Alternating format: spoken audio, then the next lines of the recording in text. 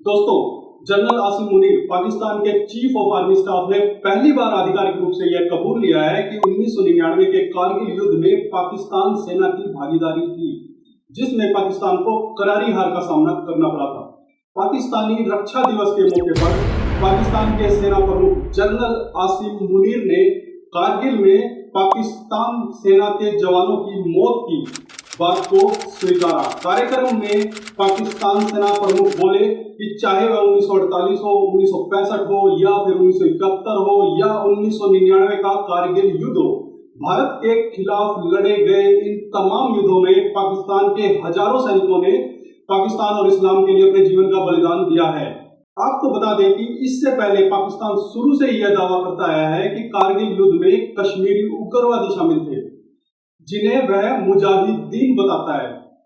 इस्लाम में मुजाहिदीन उनको बोला जाता है जो धर्म की रक्षा के लिए अपनी जान दे सकते हैं और दूसरों की जान ले सकते हैं, और इस कारण पाकिस्तान ने कारगिल युद्ध में मारे गए अपने सैनिकों के शवों को लेने से भी इनकार कर दिया था उस समय, जिसके बाद उस समय भारत ने पूरे सैन्य सम्मान के साथ पाकिस्तानी सैनिकों का अंतिम संस्कार किया था।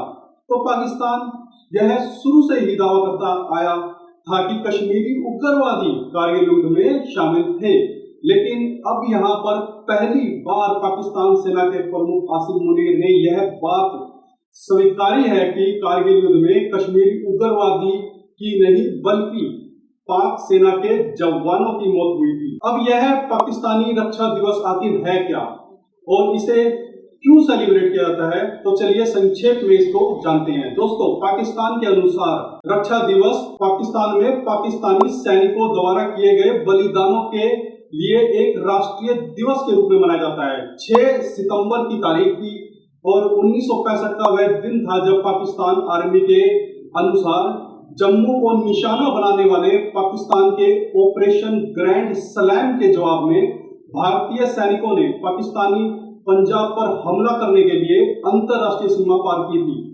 पाकिस्तान में इसे आधिकारिक तौर पर भारत द्वारा एक अकारण, अकस्मात और आश्चर्यजनक हमले के रूप में मनाया जाता है, जिसमें पाकिस्तान आर्मी के छोटे आकार और कम हथियारों के बावजूद पाकिस्तान सेना ने भारतीय फौजियों को खदेड़ दिया था। इस दिन 6 सितंबर 1965 को पाकिस्तान आर्मी की जाबाजी को सेलिब्रेट करने के लिए ही पाकिस्तानी रक्षा दिवस, जिसे यौम-ए-दिफा भी बोला जाता है, मनाया जाता है। दोस्तों, यहां पर आपको बताते चले कि ऑपरेशन ग्रैंड स्लैम भारतीय सरजमी पर जम्मू संभाग में अखनूर पुल की ओर 1 सितंबर 1965 को पाकिस्तान द्वारा किए गए एक टैंक हमले को बोलते हैं, जिसका उद्देश्य एक छोटा और तेज सफल ऑपरेशन करना था। इसमें पाकिस्तानी सेना का इरादा अखनूर पुल पर कब्जा करने का और कश्मीर घाटी के साथ भारत का संचार काटने के लिए जम्मू की ओर बढ़ने का था।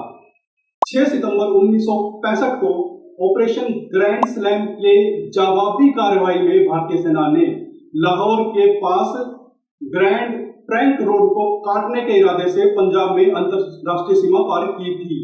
भारतीय सेना का उद्देश्य लाहौर छावनी पर कब्जा करना था। यह हमला पाकिस्तानी कमांडरों के लिए आश्चर्य की बात थी। एयर मार्शल नूर खान के मुताबिक सेना प्रमुख जनरल मूसा खान ने युद्ध के दूसरे दिन राष्ट्रपति महमूद अयूब खान को बताया कि सेना के पास गोला बारूद खत्म हो गया है। हालांकि एयर मार्शल नूर खान द्वारा दिए गए बयान को भारतीय कमांडरों ने ही चुनौती दी थी। लेफ्टिनेंट जनरल हरवंश सिंह ने खुद कहा था कि युद्ध विराम के बाद पाकिस्तानी सेना द्वारा सबसे भारी गोलीबारी शुरू की गई थी।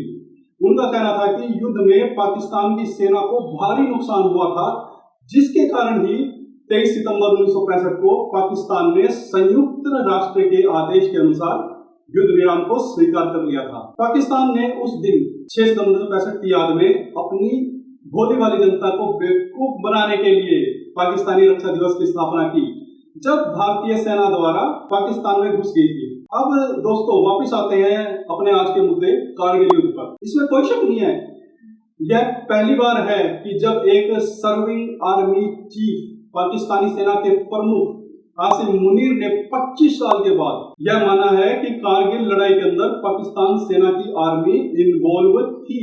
क्योंकि अभी अगर पाकिस्तान के अंदर इसको किसी ने माना है तो वह तो पद पे नहीं है या फिर वह रिटायर हो चुका है, इसलिए उसकी अब कोई खास अहमियत ही नहीं है। इस साल 6 सितंबर 2024 को, इसी साल डिफेंस डे पर on duty chief of Pakistan army staff Asim Munir ने यह बिल्कुल बोल्डली एक्सेप्ट किया कि पाकिस्तान की फौज इसमें इन्वॉल्व थी। यह बात उन्होंने तब बोली जब उन्होंने 1948, 65 और 1971 की लड़ाई व कारगिल के ग्लेशियर के बारे में बात बताई, तो उन्होंने बोला कि किस प्रकार से पाकिस्तानी जवान शहीद हुए।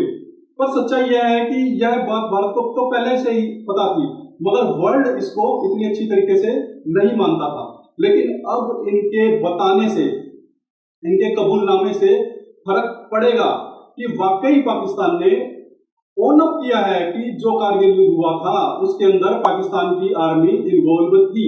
उसकी 7 से 8 एनएलआई की बटालियन थी, एसएसजी कमांडर भी कई जगह पर आए हुए थे। यह भी सच्चाई है कि पाकिस्तान ने अपने जवानों और ऑफिसर की डेड बॉडीज को भी लेने से इनकार कर दिया था, क्योंकि उन्होंने बोला था कि वह फौजी ऑफिसर और जवान हमारे है ही नहीं, पाकिस्तानी है ही नहीं।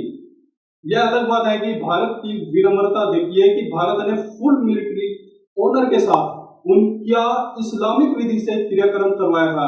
तो यह सच्चाई है कि दूध का दूध और पानी का पानी हो गया है, वह पाकिस्तान अपने ही बुने जाल में फंस गया है। मुझे लगता है कि अब वर्ल्ड के सामने यह साफ सुथरा मैसेज आ जाता है कि पाकिस्तान एक आतंकवाद का गढ़ है। पाकिस्तान ने ही हर युद्ध को शुरू किया, तो वो अलग बात है कि हर युद्ध में उसको हार का सामना करना पड़ा, चाहे वो 1948, 1965 और 1971 की लड़ाई व 1990 का कारगिल बलंडर हो। 1971 में पाकिस्तान के 2 हिस्से कर दिए भारत की फौज ने और बांग्लादेश एक प्रकार से नया देश बना। और इसी प्रकार से 1999 में जो कारगिल पहाड़ियों की ऊंचाइयों में जहां पर पहुंचना भी नामुमकिन था, ऐसी विषम परिस्थितियों में भारत की फौज ने पाकिस्तान आर्मी पर अटैक किया और भारत के जबरदस्त प्रहार के कारण ही पाकिस्तान की आर्मी दुमदुमा के पीछे भागी थी। और उनको यह समझ ही नहीं आ रहा था कि अब करें तो करें क्या। तो उस समय के पाकिस्तान प्रेसिडेंट नवाज शरीफ ने अमेरिका से रिक्वेस्ट की कि लड़ाई बंद करवाओ। तो सच्चाई यह है कि पाकिस्तान ने हर जंग भारत के ऊपर थोपी है, मगर उसको हर बार हार का सामना करना पड़ा है। और यह पहली बार है जो किसी सर्विंग आर्मी चीफ ने 6 सितंबर 2024 के दिन पाकिस्तान डिफेंस डे पर, जो बहुत इंपॉर्टेंट है, आज एक्सेप्ट कर लिया है कि कारगिल वार के अंदर पाकिस्तान की आर्मी इन्वॉल्व थी। दोस्तों, वर्तमान में पाकिस्तान के अंदर संघाई कोऑपरेशन ऑर्गेनाइजेशन यानी कि एससीओ की बैठक होने जा रही है, जिसमें भारत के प्रधानमंत्री को भी न्योता आना है, परंतु इसमें भारत के प्रधानमंत्री के जाने की संभावना बिल्कुल ना के बराबर है। शायद हो सकता है कि भारत की तरफ से कोई ना कोई रिप्रेजेंटेशन ऑनलाइन हो, लेकिन अब पाकिस्तान यह कबूलनामा करके फंस गया है और उसकी जो सच्चाई है वो सामने आ गई है। अगर हम ओसामा बिन लादेन की बात करें, उस मामले में भी पाकिस्तान ये छुपाता रहा कि उसने एबटाबाद में लादेन को छिपा कर रखा हुआ है, और आखिरकार अमेरिकी खुफिया एजेंसी के सीक्रेट ऑपरेशन के हमले में जब लादेन मारा गया था तो पाकिस्तान के पास कोई जवाब ही नहीं था। देखिए, पाकिस्तान जो है वो हर बार झूठ बोलता रहता है। भारत में जो लाइन ऑफ कंट्रोल पर जो आतंकी मारे जाते हैं उसके बारे में पाकिस्तान एक्सेप्ट नहीं करता है। लाइन ऑफ कंट्रोल पर भारत ने अपने इलाके में फेंसिंग लगा रखा है, यानी कि बाड़ लगा रखा है, और उसके दूसरी तरफ पाकिस्तान है। बिना पाकिस्तान आर्मी के सपोर्ट में कोई भी आतंकी भारत के इलाके में घुसपैठ नहीं कर सकता है, और जो घुसपैठ होती भी है उसके पास से जो पाकिस्तान में बने हुए कई सारे सामान मिलते हैं, हथियार मिलते हैं, कई जगह पर पाकिस्तान की वर्दी भी मिलती है, और बहुत से आतंकवादी तो पाकिस्तान के सैनिक भी मिलते हैं। पाकिस्तान इस बात को स्वीकार नहीं करता है, बिल्कुल उसी तरह के जैसे कि कारगिल में पाकिस्तान ने घुसपैठ किया था। कारगिल के दूसरी तरफ पाकिस्तान है, लेकिन पाकिस्तान इस बात को पहले मानने को तैयार नहीं था। अब जाकर उसने सच्चाई को स्वीकार किया है कि पाकिस्तान ने किस तरह से आतंकवादियों को पाला परोसा है। यह किसी से छिपा नहीं है। अंतर्राष्ट्रीय स्तर पर यह बात लगातार तमाम देश भी उठाते रहे हैं अगर हम तालिबान की बात करें, तालिबान को हथियार सप्लाई करना, ट्रेनिंग देना और बाद में फिर यह रोना रोना कि हम भी आतंकवाद का शिकार हैं, यह भी पाकिस्तान करता आया है। 2013 में जब Hillary Clinton secretary of state थी, उस समय वो पाकिस्तान आई थी, तो उसने वार्न किया था पाकिस्तान को कि अगर आपने अपने कोर्ट यार्ड में सांप पाल लेंगे और यह सोचेंगे कि वो आपको डसेगा नहीं, तो आप बिल्कुल गलत हैं। एक ना एक दिन वह आपको भी डसेगा, और वही कार्रवाई आज पाकिस्तान में हो रही है। आज तालिबान पाकिस्तान के लिए एक सरदर्द बन गया है। अब पूरी दुनिया को पता लग गया है कि कारगिल की लड़ाई में पाकिस्तान की आर्मी डायरेक्ट इन्वॉल्व थी। मुझे लगता है कि अब जो भारत का जो स्टैंड है उसको मजबूती मिलेगी, और पाकिस्तान को आने वाले समय में ऐसा लगता है कि financial action task force Pakistan को दोबारा ग्रे लिस्ट में डाल दे, क्योंकि वो एक आतंकवाद का गढ़ है। अगर हम मुंबई हमले का जिक्र करें, उस हमले में भी पाकिस्तान ने इनकार किया था। यहाँ तक कि कसाब के पाकिस्तानी होने के सबूत थे कि वो फरीदकोट का निवासी था, और उसके बाद हमने देखा कि किस तरह से बाद में नवाज शरीफ ने माना था कि जो समझौता तोड़ना था वो एक बड़ा उल्लंघन था। पाकिस्तान आर्मी चीफ का ये एक्सेप्ट करना अपने आप में इस लिहाज से समझे कि पाकिस्तान की आर्मी जो है पूरा पाकिस्तान मुल्क रूल करती है, यानी पाकिस्तान जो जहां कहीं भी जाएगा, कोई भी घटना होगी तो उसमें पाकिस्तान आर्मी का सबसे बड़ा हाथ होता है। कोई वहां प्रधानमंत्री बनता है, कोई राष्ट्रपति बनता है, तो बिना पाकिस्तान आर्मी की मंजूरी के बिना बन ही नहीं सकता है। तो पाकिस्तान आर्मी चीफ का यह स्टेटमेंट अपने आप में यह दिखाता है कि इसके पीछे कोई ना कोई साजिश जरूर है।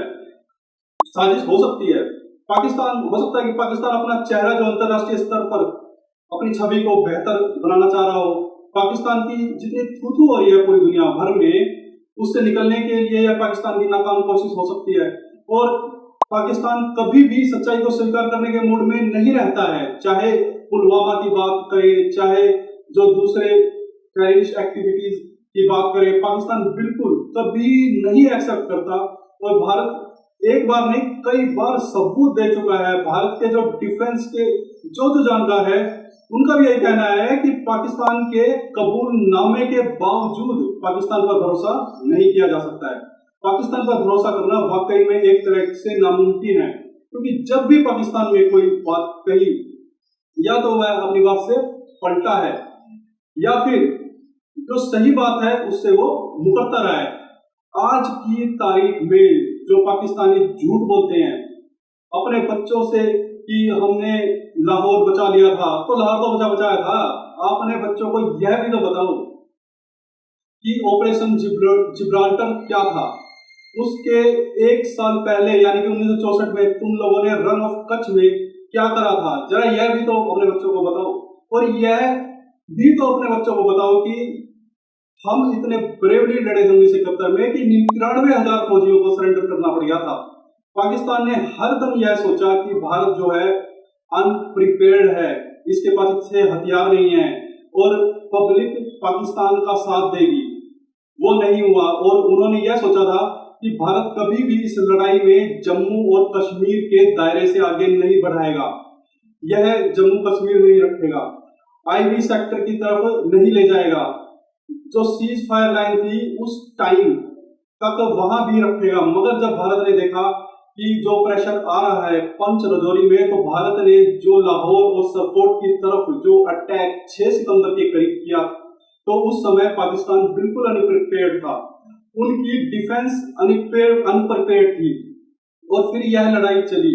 और अंत में हुआ क्या कि स्पेशली लाहौर सरकोट के इलाके और मिला के भारत ने करीब करीब 1800 किलोमीटर प्लस का इलाका पाकिस्तान का जीत लिया। यही नहीं, जो हाजी पीर था वो एक प्रकार भारत ने जीत लिया। और यही नहीं, जब यह होने के बाद फिर प्रेशर आना स्टार्ट हुआ यूएसए से भी और रसिया से भी, स्पेशली रसिया से, कि लड़ाई को बंद किया जाए। और फिर लड़ाई रुकी क्योंकि दोनों तरफ से सीज फायर हुआ, और यह प्रेशर था रूस और अमेरिका का। और फिर ताशकंद के अंदर बातचीत हुई और फिर समझौता हुआ। मगर आपको पता है कि यह समझौते के अंदर उस समय हाजी पीर पाकिस्तान को दोबारा दे दिया गया था, और अगर आज हाजी पीर भारत के पास रहता तो यह जो अनइन्फ्लेटेड की प्रॉब्लम है रजौरी पुंज से साउथ कश्मीर में, वो बिल्कुल नहीं आती, क्योंकि वो गेटवे ही है साउथ कश्मीर का। जनरल परवेज मुशर्रफ ने तो अपने इंटरव्यू में भी इस बात को माना कि और उन्होंने अपनी एक book in the line of fire में भी माना कि उस वक्त के प्राइम मिनिस्टर नवाज शरीफ साहब को इस बारे में कुछ भी नहीं पता था, और जनरल परवेज मुशर्रफ ने अपने तौर पर यह सारा ऑपरेशन जो था वह प्लान किया था। तो आपके ख्याल से यह कैसे संभव है कि लड़ाई चली, लड़ाई के अंदर उनके जवान मारे गए, 1820 के करीब उनकी डेड बॉडी भारत की फौज के पास थी। भारत की फौज ने उनके साथ कम्युनिकेट किया और बताया कि आपकी डेड बॉडीज है, आप डेड बॉडीज तो ले जाएं। आज की तारीख में अगर आप देखें जैसे हालात पाकिस्तान में हैं, और जो अब 1-2 दिन से इस्लामाबाद में हो रहा है, जहां पर पीटीआई के जो लोग 1.5 लाख के करीब हैं, जो उसके वर्कर्स हैं, वो जाने का नाम नहीं ले रहे हैं, आर पार की लड़ाई लड़ रहे हैं, इकोनॉमिक क्राइसिस है पाकिस्तान में, आतंकवाद तरीके तालिबान पाकिस्तान के रूप में पाकिस्तान में बढ़ता जा रहा है।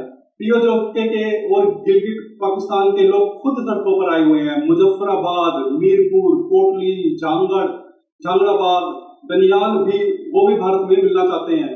मगर अगर हम 1965 की बात करें तो सच्चाई यह है कि ऑपरेशन जिब्राल्टर करते हुए पाकिस्तान ने यह उस समय सोचा था कि जो कश्मीर है वहां पे लोग पाकिस्तान के साथ हैं, और वहां पर हम ऑपरेशन जिब्राल्टर करेंगे और घुसपैठियां डालेंगे, और कुछ फौजी डालेंगे और कुछ कबीले, और वहां अंदर घुस जम्मू कश्मीर में जो लोग हैं वो उनका साथ देंगे, और फिर हम अपनी फौज को पीछे से डाल के पूरा का पूरा जम्मू कश्मीर ले लेंगे, और भारत इसका कुछ नहीं कर पाएगा। उस समय पाकिस्तान की यह रणनीति थी, एक तो कि 1962 की लड़ाई भारत और चीन की उस टाइम हुई थी, तो भारत चीन से हार गया था, तो पाकिस्तान ने सोचा कि शायद मोराल भारत की फौज का अभी डाउन होगा।